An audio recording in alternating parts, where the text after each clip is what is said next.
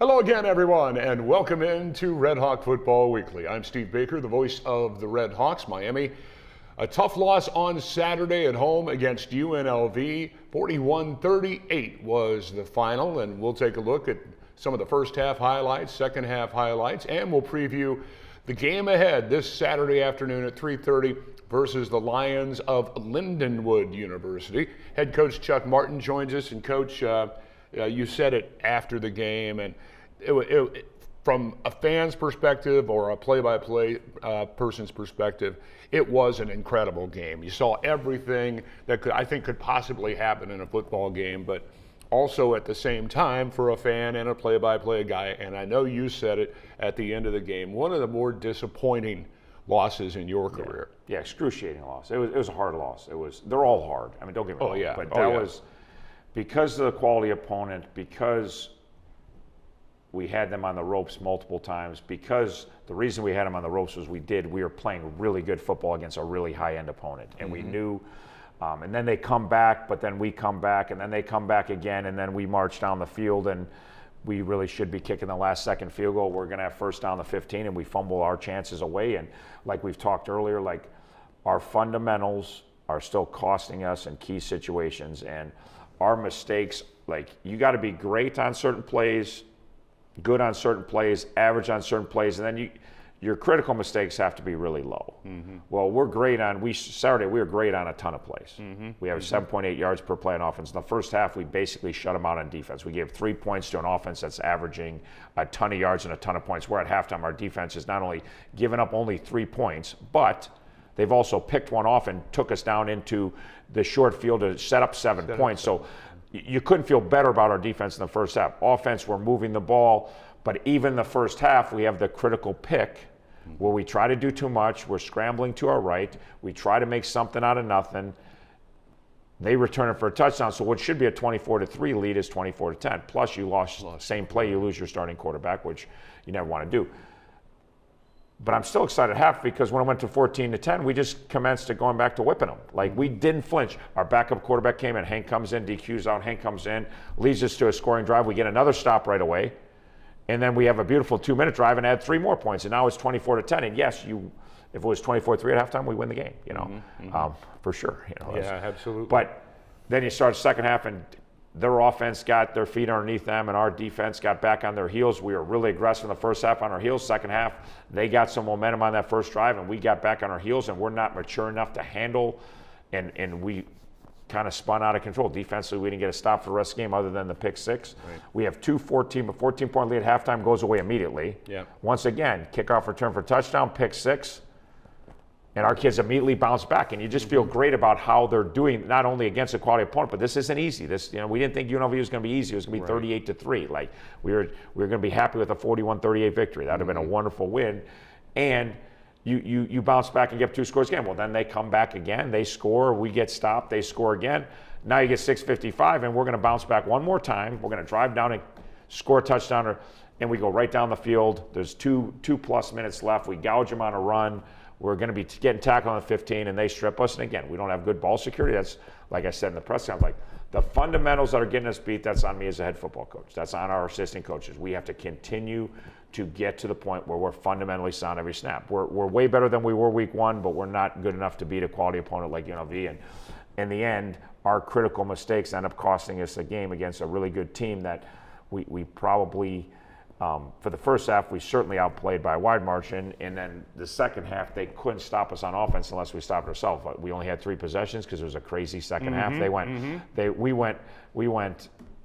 had the ball, or no, they scored. We went touchdown on the kickoff return. They got the ball again. So that's and then we had a pick 6. They got the ball again.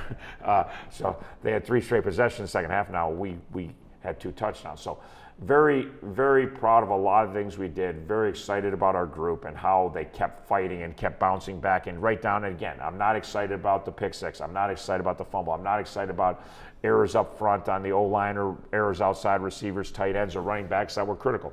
I'm not excited about us getting back on our heels on defense in the second half and getting out of that attack mode against a good team. You can't be back on your heels. And we had a really good first half, and we struggled in the second half. So all in all, we still should have came away with a hard-fought victory, but our own fundamentals got us in the end, and that's on me. And We're going to continue to work hard to get better. We're a much better team than we were week 1, but we're not close to being as good as we can be in 2025, and we're going to work hard to get there. You know, every time before a game, I ask you the keys to victory, and I know what they're going to be. We've got to be better on offense, defense, special teams. All 3 units have to perform at a high level, and you know, at times they all did. Yeah. But at times, each unit, including special teams, had some problems. Yeah, big plays and turnovers we always talk about. Yeah.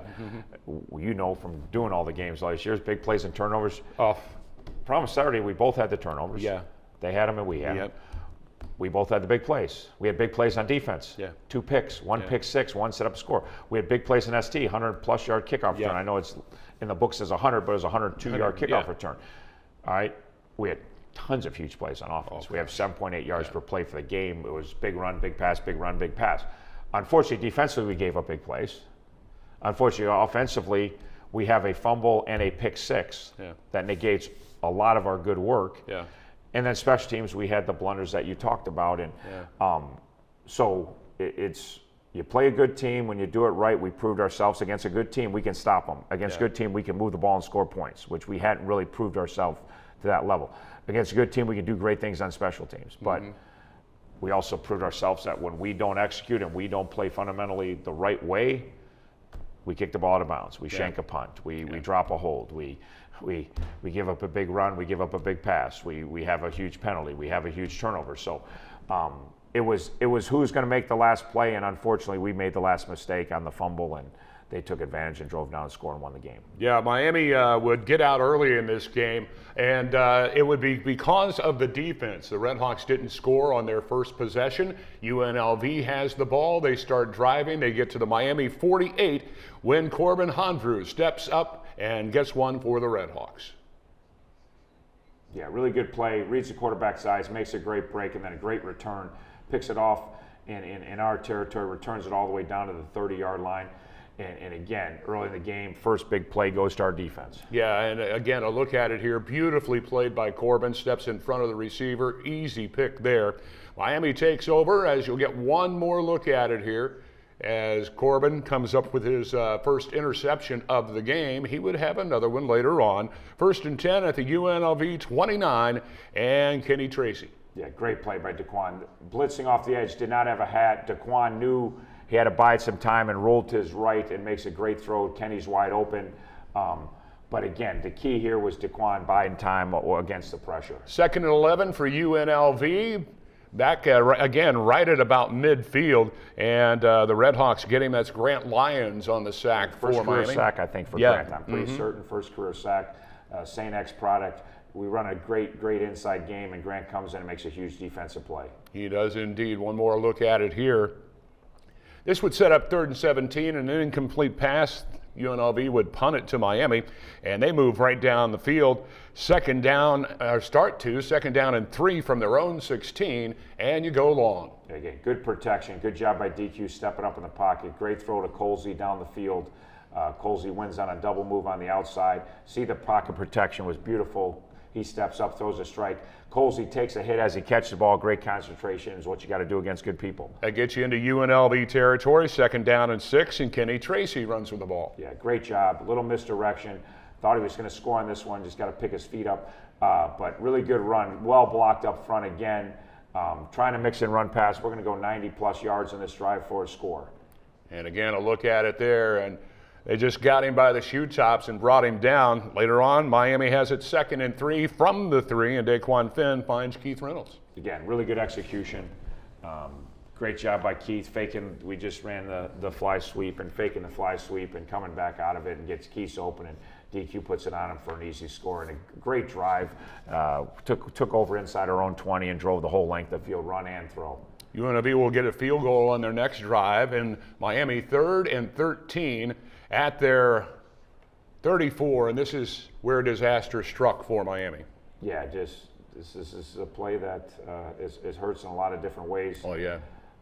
Try to do too much. Daquan's trying to do too much. We're rolling. We're up 14-3. Got 3rd and 13. We either got to run or throw the ball away. Tries to make a play. Obviously, does not look good. You get a pick 6 and you lose your starting quarterback on the same play. Not a good deal. So 14-3, incomplete control becomes 14-10. One of the many ebbs and swings in this game.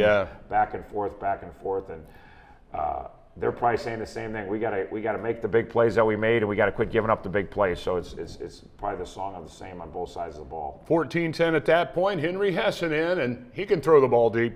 Yeah, great job, great route by KP. Hank comes in the game where we just gave up a pick six. Are you going to be down? You've been out the first couple weeks. We don't flinch. We go right back out on the field with our backup quarterback. Beautiful throw, beautiful catch by Cam down the field. And we get a big chunk play right off the bat to get the ball inside their 30. 1st and 10 coming up at the Miami 27. And again, it'll be Henry Hessen this time finding Kenny Tracy. Yeah, really good. Great job on the left side of our own line. They were blitzing. They stopped the blitz, created space for Kenny, and picked up a couple blocks and good run down the field, and we get a little shuffle pass for a touchdown. And that is a 21 now to 10 ball game after that touchdown, and just great work there. And here is the quarterback, Calandria, on the run. Huge 4th down stop here for our defense. They got a chance to try to get points before the half. There's under 2 minutes. They're kind of in that no place, too deep for a field goal. They don't want to punt it down 21-10. We get the ball back, and we go on a beautiful 2-minute drive here. Again, we get a nice screen pass. Kenny makes a guy miss. We get a chunk play right out the chute. We're trying to get down and get into field goal range, and they just had a chance to cut it to a one-score game, and we're trying to extend it before the half, and offense does a great job. Pass here from Henry to Cam Perry. Yeah, actually, this run, we gave this one another run to Kenny. Oh, yeah, I'm sorry. Run pass option, good read by Hank. Boxes light, give it out. Boxes and light, throw the ball out. Yeah. So really good read by Hank. Good job up front again. Gaping hole. Good job by Kenny running north and south. This is the pass to Cam Perry. It gets you in the red zone or close to it. Yep. Very similar play, run pass option. Boxes loaded. Work the ball to Cam. Take what the defense gives you. Sets up Dom, and again, frustrated we don't go the half 24-3, but really feel wonderful because when they had the pick six and looked like the momentum turned, we immediately drove down and scored. We got a huge 4th down stop, and then we drove down and scored again. So it could not have really played a better first half, minus 1 play DQ trying to do too much. Yep. And the RedHawks have the first half lead at 24-10, and we will come back and we will talk about the second half of the game against UNLV when we return in just a moment on RedHawk Football Weekly. Water bottles piling up, Soppy? Before recycling, please empty, crush, and put the cap back on. Make your recycling count. Rumpke. And welcome back to RedHawk Football Weekly. Steve Baker here again, talking with head coach Chuck Martin about the 41-38 loss to UNLV on Saturday. And coach, in those first half highlights, we obviously saw the injury to Daquan. A couple of plays later, your starting center goes out. You lose a corner, and I think somebody else along the way for the rest of that game. Costly, obviously, for the game. What's the kind of the process? I know it's only Monday, we're recording this, so maybe not a lot is known, but how are the injuries and the recoveries of those guys that were just banged up? Yeah, still sorting out some of it. There's still some x-rays, MRIs, and some evaluations. But 4 guys that left the game for the entire game, I would say probably at this point they're doubtful for Saturday. They're not ruled out yet. We still, again, it takes till like Tuesday to really, because sometimes things turn around a little quicker than you think, and sometimes things drag longer than you think. So they give you your best, and then with some cases there's some evaluation based on the injuries that they have of where we'll really be at. So we'll see as the week goes on. Yeah, indeed. And when you take a look at the stats and just really balanced on both sides for UNLV and Miami. But Kenny Tracy, 16 carries, 107 yards or 104 yards net. Cam Perry had 5 catches for 122 yards, and everybody certainly contributed to the win. And to see that rushing stat, Miami had a total of 134 yards rushing and 22 carries. That will help you in the stead. We talk a lot about the running game. I know how you love it, and to see a guy like Kenny break out for a day, get over 100 yards is always a plus. Yeah, we average over 6 yards a carry in the run game, which, again, much different than the first 2 weeks. Oh, yeah. And then we, besides one fumble, our run game was fantastic. Besides one interception, our pass game was fantastic. Yeah. The problem is those 2 plays are critical major mistakes, and you got to eliminate them from the game if you're going to beat a good team. You're not going to beat a team like UNLV with those critical. So all systems were go on offense. We're very pleased. We took a giant step forward from week 2 to week really 4, because we had the bye week, but week 3 and did so many good. That's what's so frustrating about this defeat, is at no point in the game did I feel like we couldn't run or throw on UNLV. It basically at no point in the game they could stop us, and then we stopped ourselves a couple different times. On that, we were scoring points. Redhawks are up at the half 24-10. We start the second half, and UNLV scores 14 straight points on back-to-back drives and ties the ball game up at 14. Then a lot of fun for Miami fans happens after that second touchdown. Here's the kickoff. Yeah, great job by our KR team. They should have the momentum. They've scored 14 straight points.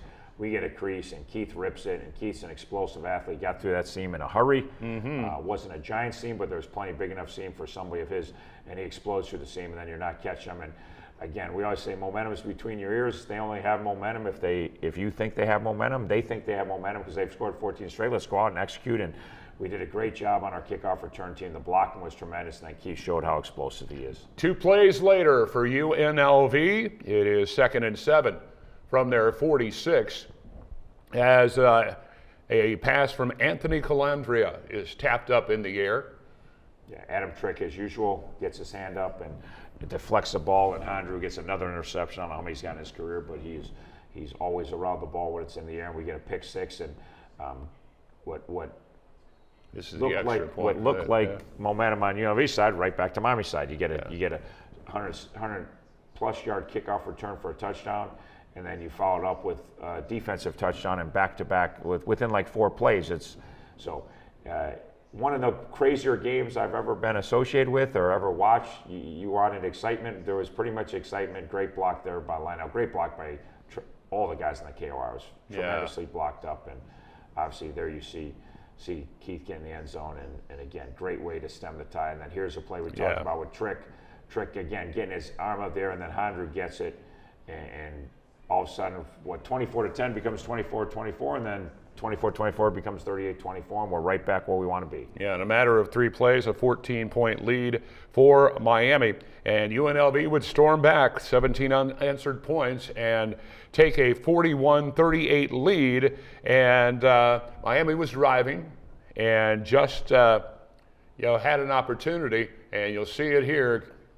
This is Kenny Tracy on the run up the middle. And we got a chance to drive down and score and win the game, and we knew we were perfectly capable of doing it. We were trying to use all the clock we could and see if we could leave no clock for UNLV's offense, who's rolling. We hit a beautiful run there. Then we hit another nice little screen pass to Kenny. And as you see, the clock is starting to tick away under 6 there, and we're in a position where we're trying to not only score to win the game, but salt the game away and not give them any time. Here, nice throw outside on 3rd and 10. Now we're under 5 minutes. Gets us to a 4th and 1. At that point, it was not any decision at all based on how the game, both offenses were rolling. You're going to leave your offense on the field, and you're going to try to win the game. But again, we're trying to use time. We used as much time as we can. Huge 4th down play. Great job by Hank here. Checks the play based on the look. Great job up front, being physical. No penetration up front, and pour through, and we get 1.5 yards more than we need. And again, now the clock's running down. You're almost to 3 minutes. We're on the fringe of field goal range already, but we know we're not trying to stop and kick a field goal.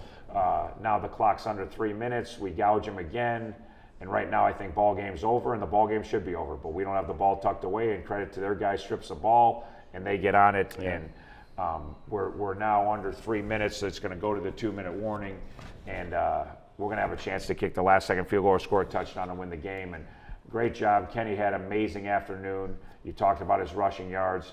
He also had 2 receiving touchdowns and over 80 receiving yards. He had almost 200 all-person yards. Great move there. Makes the guy miss. Now we just got to get the ball buttoned up and tucked away, and you can see it here. It's not tucked away, and those are the fundamentals that we're talking about. Indeed, and they would go down and kick the field goal and take that 41-38 lead, as you see it there again. And Miami takes over with, at their 36-yard line and 11 seconds remaining, no timeouts. Yeah, and again, got a good kickoff return, gave us a chance. We had a chance. We knew we had a play that could get us in the field goal range. We execute the play, great throw, great catch, great job getting up to the line. We knew what we had to do. We had no timeouts left. We had tried to burn them when they had the ball, and now we're in a situation here. We're in Kellen's field goal range. We didn't send Dom out there. Dom can make from just inside this range, but Kellen can make from 60 plus. And then obviously we mishandle a snap and another self-inflicted wounds, and obviously frustrating way for the day to end. So, yeah, indeed. Clock winds down, and 41-38 is the final, and Miami will be at home again this Saturday as they'll host the Lions of Lindenwood University. They're based in St. Charles, Missouri, and a Division I FCS school that is in the Ohio Valley Conference. We'll talk about Lindenwood and more when we return for our final segment of RedHawk Football Weekly. And welcome back to the final segment of this week's RedHawk Football Weekly. Miami will be at home this Saturday. 3:30 is the time for a homecoming matchup with Lindenwood. They are the Golden Lions, and from Lindenwood University, again based in St. Charles, Missouri. A team that, Coach, I'm sure you've looked at. And, even though they're Division I FCS, probably better than we want them to be. One of their 2 losses on the season was at App State. They've only lost there by 7 points, and they have won their last 2 in a row. Yeah, no, they start off the year, they had a bad loss, disappointing loss to start the season. Then they came right back against Appy State and ended up losing to a really good football. We know Appy State, we just played them a few years ago, and how good they lost by 7 at Appy State, and did a ton of good things in that game. And then they've won 2 straight against like opponents since then. So we're excited to be back at home. We're excited. There's a lot of positives from that game that we do feel good about, but there's a lot of negatives that we're excited to get cleaned up, and Lindenwood's the next opportunity to get it cleaned up. So we gotta continue to harp on the fundamentals, continue to grow. Like I asked him Friday in the hotel, we haven't played Miami football yet. I don't know that we're going to play Miami football tomorrow, but we got to play more like Miami football. We know what that looks like. We know what we want that to be. And the kids did it, and they did. We played more, but we didn't play Miami football. Right. There's still some errors that when we clean up, it'll look like Miami football. We'll have the big plays, and we won't have the turnovers. We'll have the not give up the big plays on defense. We won't have critical mistakes on ST. So Lindenwood's got plenty of players. Our self-inflicted wounds are self-inflicted. A lot of the things that didn't go our way versus UNLV had nothing to do with UNLV. So, like I said, if we kick the ball out of bounds, it doesn't matter if it's who we're playing. If we have bad ball security, they're going to strip the football. They've got 15 in our breakdown from the end of last year. So there's caught up 15 strip plays that we're showing our kids today that they're great at attacking the football. They're going to be looking at us, and based on what happened, like this is how we're going to win the game. So the lessons that we have to learn, we got to learn, and we got to put it in place. So we got to take another step forward. We got to play cleaner football. We got to play more fundamentally football. We got to play harder football, and we got to keep growing and become who we can become. And we're excited about this opportunity. I know that you've always built the team on next man up, and doubtful as to whether some of these guys will play. Even when they went out, the quality of play, except for those errors, was pretty good by those guys. But they get another chance maybe this week to get in there and work with the ones and get better. Yeah, and again, it's weird.